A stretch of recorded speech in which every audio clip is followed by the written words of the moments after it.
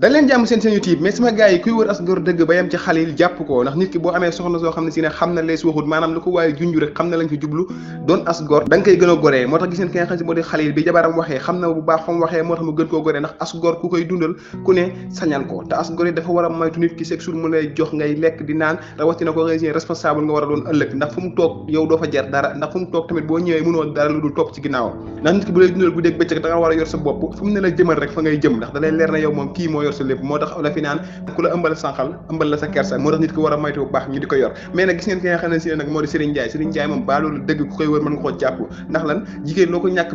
bëgg bañ may la ko nga takk ko nangu ko accepté ko bis bi nga njëkkee dëgg moom fekk ci moom ak ndaw bis boobu war ngaa taxaw bàkk ko kañ ko ndax bëri na moroomu jigéenam yi muy dunda loolu yoo xam ne si ne jamono boobu noonu garde wuñ seen ndaw parce que lan ñu ngi fo wala ñu ngi taxawaalu kon kooku garde ndawam yow li la war mooy nga bàkk ko ci kanami nawle bi yëpp doonte ne sax bëggoo ko après looy jëf nga du ko jëf mais nag Serigne Ndiaye ma dafa mel ne tiirwul leçon benn yoon ci li yaayam bi dund ci kër baayam ndax gis na baayam ni muy traité yaayam tey mu bëgg a jël toobi jàmboor di ko traité noonu loolu day woy ne carrément Serigne Ndiaye ku gàtt xel la te nit la koo xam ne si ne du xalaat ndax nit kuy xalaat gis nga sa yaay li muy dund ci li metti ci sa kër baay ndax lan sa baay am na ku mu gën a bëgg ka moom yow nga dem takki soxna boo ko bëgg ci war ngaa rus li sa yaay di jooy bu dégg bëccëg nga koy teg jigéenu jàmboor vraiment ngeen ki nga xam ne moo di Asma nag dafa nopp ba doof jantal pa mais gis ngeen ko moom dafa nekk jigéen boo xam ne si ne jigéenu liggéeykat la jigéenu ñafekat te jigéen ñiy liggéey ñëpp boo leen xoolee dañu am boobu saaru réaction maanaam góor duñ nangu mu avancé leen ndax lan dañuy gëm ne mbooleem li nga am nañ ko li nga mën nañ ko ba tax na ñoom boo leen bëggee tamit bala ñu koy xam dëgg faaw ngeen am foo leen jaar ndax dañuy gëm ne yow da nga leen bëgg a dépassé wala da nga am lu leen bëgg a jaay lu nekkul te jigéen bu xasee bay liggéey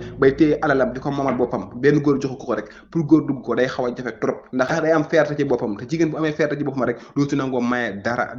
rawatina digganteem ak ki nga xam ne moo di góor mais nag Serigne Ndiaye ba léegi coowam li fayu la ndax gis ngeen gorom bi tey yaay ki mu ëmbal seeti na ko gis ngeen indi fa riir mu rëy gorom bi jamono ji li muy sedd ak li muy ñàkk problème am na lu nekk ci xolam loo xam ne si ne fu mu jaar dana ko génnee moo xam muy tey wala muy suba mais Serigne Ndiaye dina jàkkaarloo ak goro bi ñoom ñaar ñu dajee face to face comme ni mu amee ci hôtel bi tey jii ngeen gis ne xale bi jigéen bi ñëw na fekk fa gi nga xam ne moo di jabar Serigne Ndiaye nag gis nañ ne nit ku sedd la nit koo xam ne si ne dafa mel ne fiirul mais nag jigéen lu mu ñàkk fiir bis bu gisee nga def ci moom infidélité fiiraangeem dana feeñ moo tax mën nañoo xaar mu attaqué Serigne Ndiaye lu metti mën nañoo xaar mu génn ci làmmiñam kàddu yoo xam ne kenn musu ko woon a foog ci moom ndax gis ngeen li mu wanee nit ku sedd nit ku dal nit koo xam ne si ne amul benn problème àdduna mais nag jigéen moom ak lu mu ñàkk problème bis boo ko wanee infidélité am nga ngandi problème bis boobu noonu lu mu ñàkkoon ci problème rek dina ko créer ci problème jigéen moomeel noonu wax dëgg yàlla infidélité mënu koo muñal kenn joo gis am na jikko ji nekk ci moom joo xam ne bis boo ko humilier waat ko rek bu koy génne du ko tey sama gars yi loolu moo ne ko vidéo bi tey ba leen invité bu dee ko business chaîne bi nga abonné te nga like vidéo bi baax a baax ñuy waxtaan suñu série préférée bi nga xam ne si ne mooy lay di Diama